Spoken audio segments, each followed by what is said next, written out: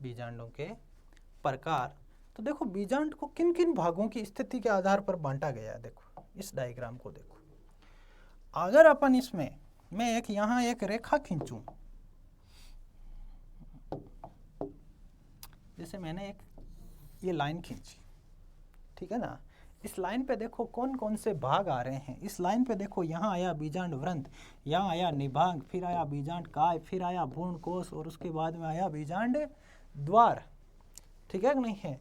तो ये पहला भाग बीजांड व्रंत, दूसरा निभाग, तीसरा बीजांड काय, चौथा भ्रूण कोश, पांचवा बीजांड द्वार। तो कहने का मतलब इन 5 भागों की सापेक्ष स्थिति के आधार पर बीजांड के कितने हैं, 6 प्रकार बनाए गए। कितने प्रकार बनाए गए हैं, 6 प्रकार बनाए गए हैं इन 5 भागों के आधार पर। तो क्या लिखें, नंबर 1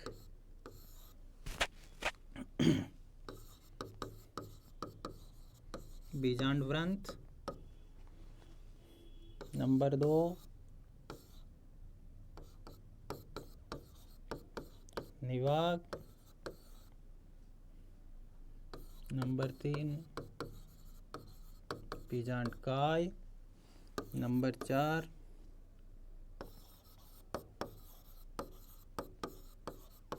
भ्रूण कोश व नंबर 5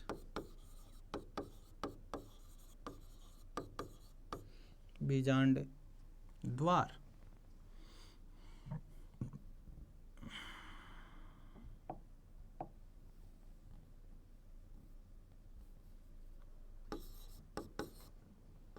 बीजांड द्वार इन 5 भागों की सापेक्ष स्थिति पर के आधार, ठीक है ना।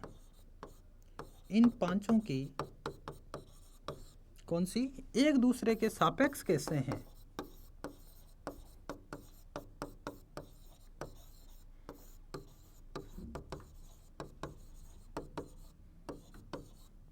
बीजांड के कितने प्रकार हैं, 6 प्रकार हैं।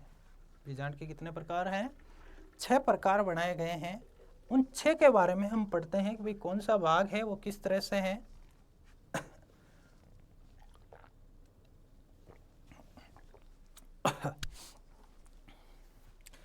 तो देखो पहला भाग, पहला ऋजु बीजांड, पहला कौन सा है, ऋजु बीजांड।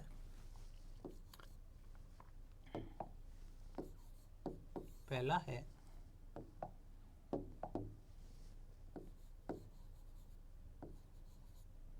ऋजु या ऑर्थोट्रोपस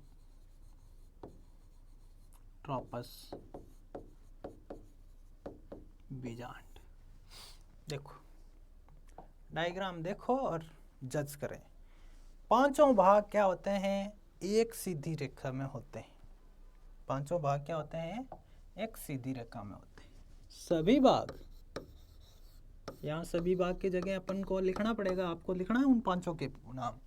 पांचों भाग सभी भाग है कैसे होते हैं, एक सीध। बाकी चीजें आपको बता दी, ठीक है ना। और इसी में वही प्लम्बेजिनेसी है, ठीक है कि नहीं नहीं प्लम्बेजिनेसी नहीं, इसके अंदर है पॉलीगोनेसी है, पाइप्रेसी है और जिम्नोस्पर्म है। वो उदाहरण आपने अभी डिस्कस कर लिया था, ठीक है ना, वो इसमें पाए जाते हैं। एक चीज इसमें साइकस या साइकस कुछ भी लिखें आप, ठीक है ना, दोनों एक ही नाम है। तो साइकस का जो बीजांड है वो कैसा होता है, ऑर्थोट्रोफस होता है और पादप जगत का सबसे बड़ा बीजांड है, ठीक है ना। इसके अंदर पादप जगत का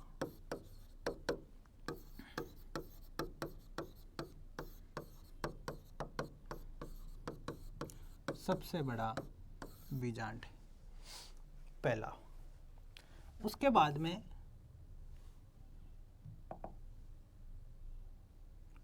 दूसरा बी, वो है प्रतीफ या एनाट्रोपस टाइप का बीजांड, प्रतीप या एनाट्रोपस टाइप का बीजांड, यह हमने पढ़ा प्रतीप बीजांड। इस प्रतीप बीजांड में अगर आप देखें, मैं रेखा खींचूं, देखो ये एक सीध में बीजांड वृंत साइड में, मतलब ये चार भाग बीजांड वृंत के क्या होते हैं। जैसे बीजांड का वृंत ये, तो ये रेखा और ये रेखा एक दूसरे के समानांतर है कि नहीं है, तो कहने का मतलब क्या कहेंगे, निभाग, बीजांड काय, भ्रूण कोश और बीजांड द्वार एक सीध में होते हैं। ठीक है, क्या लिखेंगे इसमें,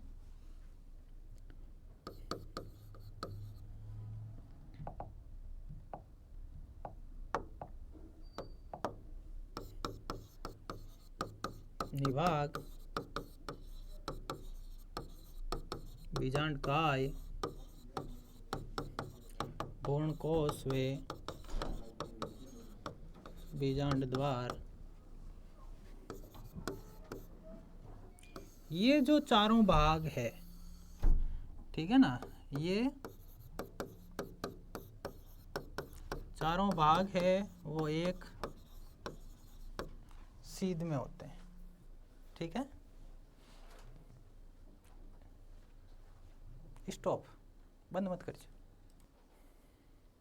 हाँ, तो अब देखो भाई कि ये जो निभाग, बीजांड काय, भ्रूण कोश और बीजांड द्वार, ये क्या होते हैं, एक सीध में होते हैं। ठीक है ना, और एक सीध में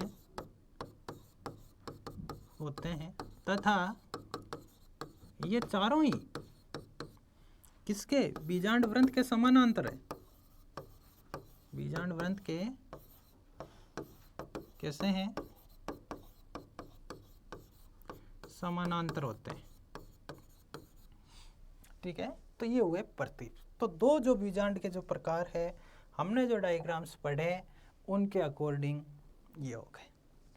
ठीक है, अब जो तीसरा प्रकार है वो क्या है, इन दोनों के बीच की स्थिति है। देखो ये सीधा रिजु, उल्टा घूम गया प्रतीप। ठीक है ना, अपना हाथों के एक्शन से समझ लें इसको खुद ही। ठीक है ना, ऐसे नहीं है कि भाई बैठे रहे हम ये दिखा रहे हैं तो ऐसे होता है, खुद एक्टिंग करना सीख जाए। ऐसे रिजु प्रतीप, ठीक है ना, रिजु बीजांड जब ये पूरा प्रतीप तो ये आधा प्रतीप। तो तीसरा प्रकार है वो है अर्ध प्रतीप। तीसरा जो प्रकार है इसका वो है अर्ध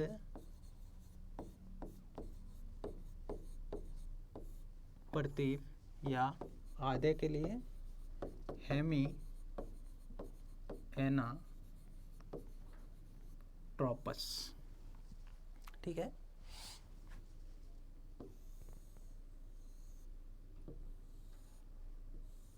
ये बीजांड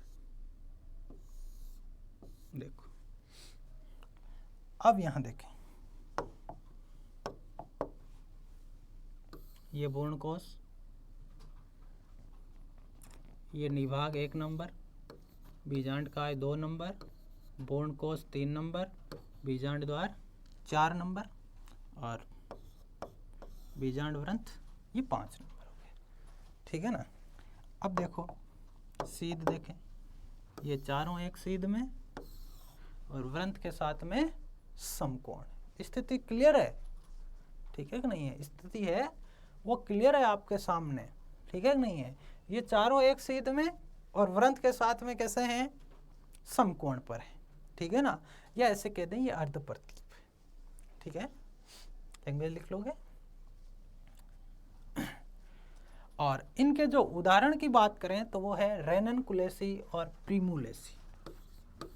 रेनन कुलेसी और प्रीमुलेसी, ये जो कुल है, इन पादप कुलों के अंदर अर्ध प्रतीप प्रकार का बीजांड पाया जाता है। ठीक है, अब चौथा बीजांड वो है वक्र। चौथा बीजांड है वो है वक्र, इंग्लिश नाम है कैम्पाइलो ट्रोपस। वक्र या कैम्पाइलोट्रोपस। देखो भाई वक्र बीजांड में क्या होता है, ये लेग्यूमिनेसी पादपों में पाया जाता है। कौन से कुल में है? लेग्यूम पादपों में।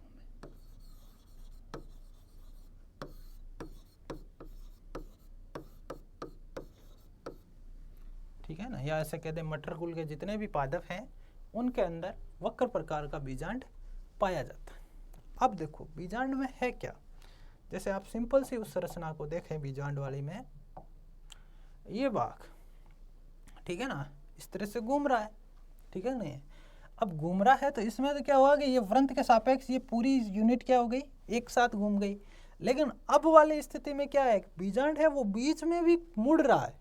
अगर एक सिंपल सी चीज़ कहें अपन कि हमारे पास में ये बीजांड है, इस बीजांड को मैं मोड़ रहा हूँ, इस बीजांड को मैं मोड़ रहा हूँ, अगर ये यहाँ से मुड़ गया तब तो हेमी एनाट्रोपस और एनाट्रोपस हो जाएगा। लेकिन अगर ये यहाँ से नहीं मुड़ा फिर भी हम इसे मोड़ रहे हैं तो स्थिति क्या है, यह बीच में से मुड़ेगा। अब ये कहाँ से मुड़ेगा, बीच में से मुड़ेगा, ये इससे ये वाला भाग मुड़ेगा, इतना सा आधा भाग, ठीक है ना, आधा भाग मुड़ेगा तो यहाँ फोल्ड बनेगा इस भाग में, ये जो भाग है, ठीक है कि नहीं है, कौन सा भाग है, ये वाला जो भाग है, इस भाग में क्या आएगा, घुमाव पैदा होगा, क्योंकि बीच में से मुड़ेगा तो इस भाग में घुमाव पैदा होगा। और इस भाग में ये जो बीच वाला भाग है इसमें जो घुमाव पैदा होना है उससे दो तरह के बीजांड बनते हैं, एक है वक्र, दूसरा है अनुप्रस्थ। एक है वक्र और दूसरा है अनुप्रस्थ। दोनों में क्या है फर्क, अगर ये घुमाव केवल इस बीजांड काय में है तब तो वक्र, अगर ये घुमाव बीजांड काय के साथ साथ में भ्रूणकोश में भी आ जाता है तब हो जाता है अनुप्रस्थ। ठीक है कि नहीं है, ट्रिक्स याद रखना, पहला नाम वक्र का है, दूसरा नाम अनुप्रस्थ का है, ठीक है कि नहीं, पहला नाम वक्र का है, दूसरा नाम अनुप्रस्थ का है, ठीक है कि नहीं है। तो वक्र बीजांड के अंदर केवल ये बीजांड काय मुड़ जाता है, वक्र बीजांड में कौन मुड़ता है, बीजांड काय मुड़ जाता है, और अनुप्रस्थ के अंदर भ्रूणकोश भी मुड़ जाता है, भ्रूणकोश सबसे बाद में मुड़ता है, ठीक है कि नहीं, भ्रूणकोश है वो सबसे बाद में मुड़ता है, और ये बाद में मुड़ता है तो बीजांड तो उल्टा हो जाता है, ठीक है ना, बाकी भाग सीधा, ये भाग उल्टा, तो ये जो भ्रूणकोश है वो घूम करके जैसे इस तरह से है तो ये इस तरह से हो जाता है घोड़े की नाल जैसा, कैसा हो जाता है, घोड़े की नाल जैसा। तो यहाँ दो तरह के बीजांड, वक्र और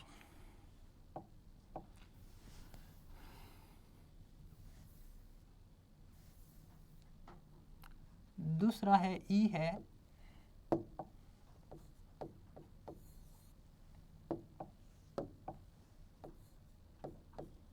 ई है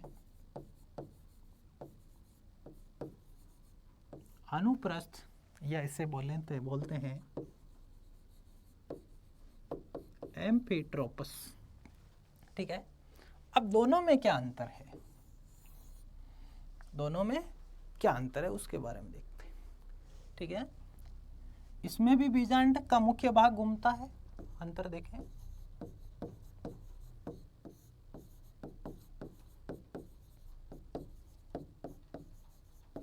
मुख्य भाग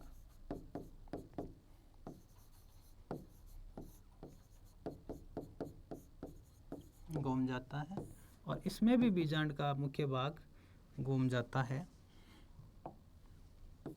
मतलब ये दोनों सेम चीज है, ठीक है। अब इसके अंदर जो घूमने वाले जो भाग है उसमें कौन सा भाग मुड़ता है, इसमें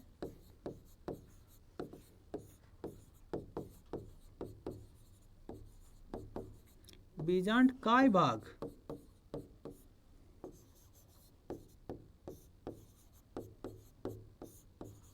मुड़ जाता है, और इसमें अनुप्रस्थ के अंदर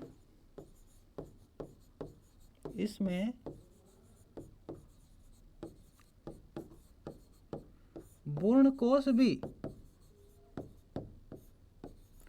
मुड़कर कैसा हो जाता है, बहुत अच्छी टर्म्स, घोड़े की नाल जैसा,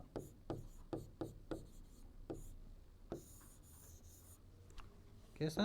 घोड़े की नाल जैसा।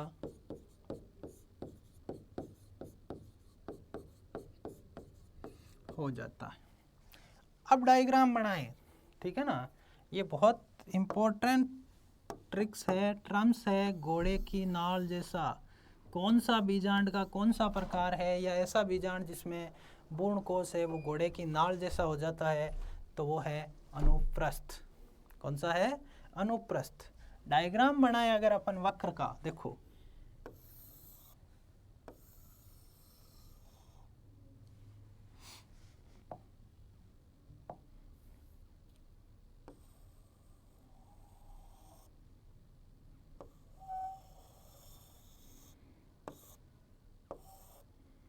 ये बीजांड द्वार, और इस बीजांड द्वार पर ये पूर्ण कोश। देखो ये सीधा है, ये कैसा है? सीधा है। ये दोनों एक सीध में है, ठीक है कि नहीं है? ये बीजांड काय मुड़ा हुआ है, बाकी ये भाग। और अनुप्रस्थ में कैसे बनाएंगे? डायग्राम तो प्रतीप जैसा ही बनाएंगे अपन। डायग्राम कैसा बनाएंगे? प्रतीप जैसा ही बनाएंगे।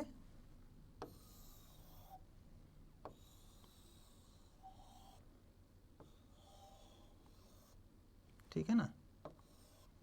अब इसके अंदर जो पूर्ण कोश बनाएंगे,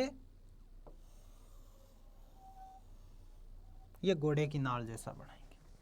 क्या बनाएंगे? ये पूर्ण कोश है। पूर्ण कोश दिख गया आपको घोड़े की नाल जैसा, तो बीजांड कैसा है?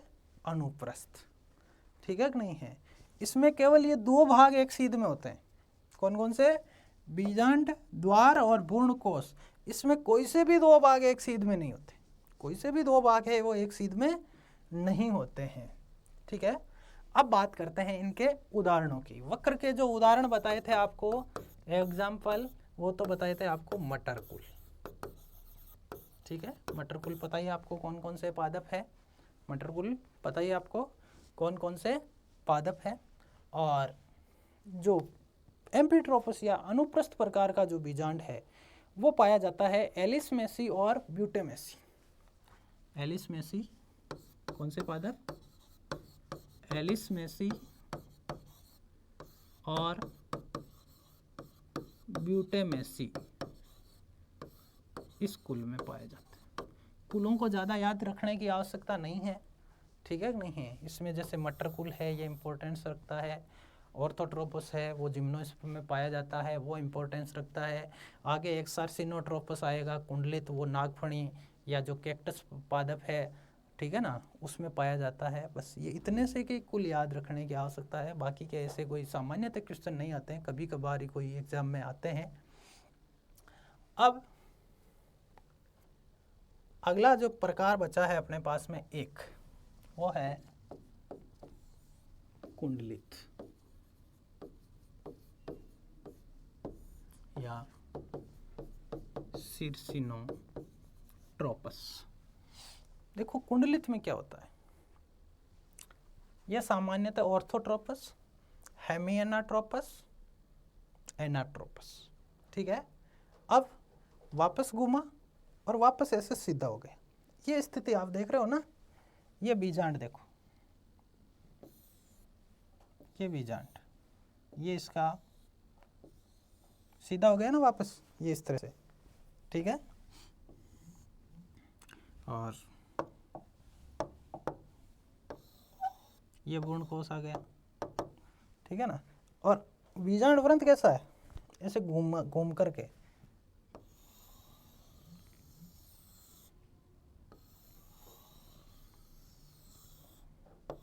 ये कुंडलित। ये चीज क्या है? कुंडलित है।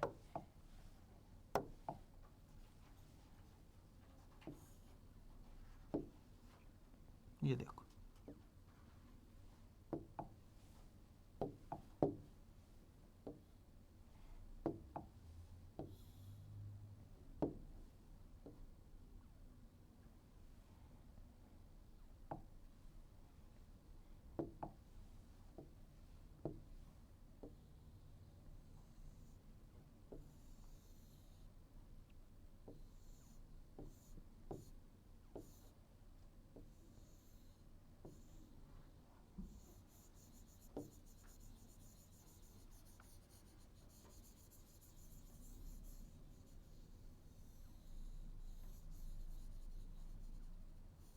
ये तो हो गए बीजांड का मुख्य भाग, ठीक है ना।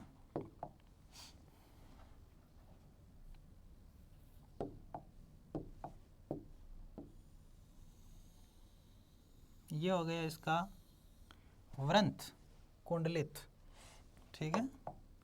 और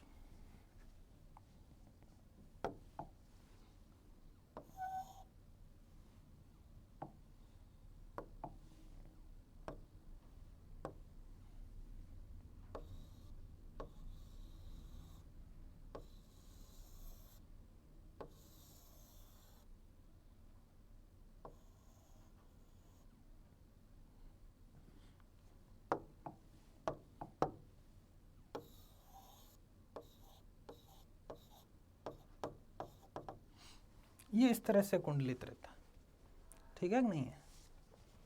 ये है वृंत, बीजांड द्वार, भ्रूणकोश, अध्यावरण, निभाग, बीजांड काय, ठीक है कि नहीं है। ये इस तरह से।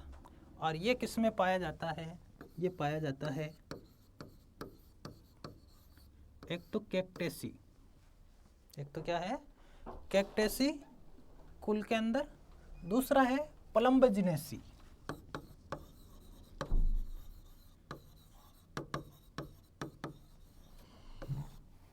ये याद रखना ज़्यादातर, ठीक है ना। जो मांसल मरूदभिद है कैक्टेसी, जिसके अंदर क्या आते हैं मांसल मरूदभिद पाए जाते हैं। तो इन मांसल मरूदभिदों के अंदर कौन से पाए जाते हैं, ये कैक्टेसी पाए जाते हैं, ठीक है। तो ये हुए अपने पास में बीजांड के प्रकार, ये हुए अपने पास में बीजांड के प्रकार।